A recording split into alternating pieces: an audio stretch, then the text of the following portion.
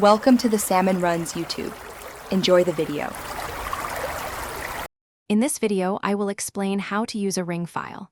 First, let's understand what a ring file is. It's a simple yet effective tool for organizing your papers. These binders feature metal rings that open and close, allowing you to secure documents with punched holes.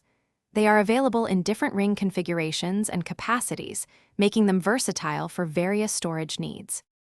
Before placing your documents into the ring file, a little preparation goes a long way.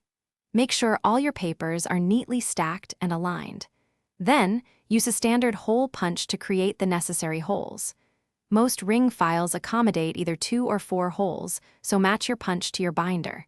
This ensures a smooth and secure fit. Now, let's get those papers organized. To insert documents, gently pull the rings apart until they open.